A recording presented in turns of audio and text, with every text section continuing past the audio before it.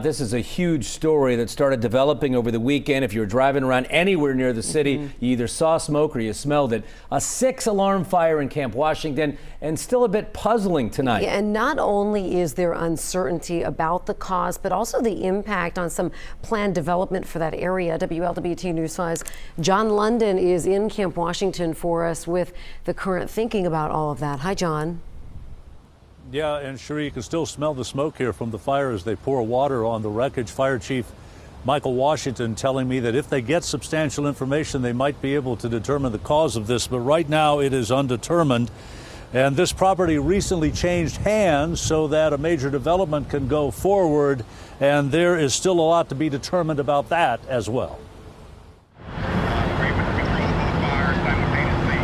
Saturday's fire got a jump start on the scheduled demolition of what was at one time plant number 2 for Reliable Castings.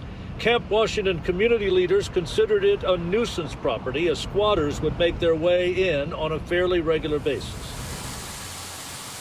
Today, as an engine company kept a steady spray on the smoldering timbers, Fire Chief Michael Washington said there would not likely be much of a dollar loss attached to this 6-alarm event, because the structure was going to be raised anyway in a few weeks.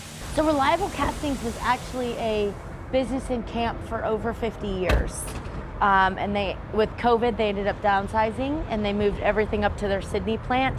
So it only had been vacant for 2 years, if that.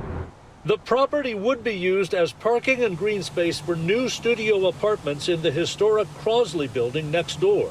TWG out of Indianapolis just received approval for federal tax credits the day before the fire.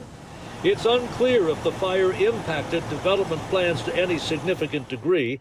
The Port Authority said today, we are working with the city of Cincinnati to use state and federal grant funds to demolish and remediate the property for future development. Of immediate concern for the neighborhood are the vacant condemned industrial sites nearby. If the wind would have taken a different turn, it could have ended really bad for some of the businesses in Camp. And we haven't really gotten the city's response on how we're going to handle that. So the biggest thing is how can we get these buildings up to code and operable. And originally the timeline for converting the old Crosley building in this area was 2026, converting it into apartments. It's now, there's some talk that it'll be more like 2028, although we've yet to hear from the developer about that. Reporting live in Camp Washington, John London, WLWT News 5. John, that neighborhood has ambitious plans in the works, to say the least. What would additional units mean overall? More stability and more growth. You're right about all the plans they have. We saw a property that was cleared today has been cleared for Joseph House for the veterans. They have a lot of other things going on. Camp Washington is about 40% residential, so the hope is that what happened here does not delay or slow anything in terms of getting this ready for that development. All right, John.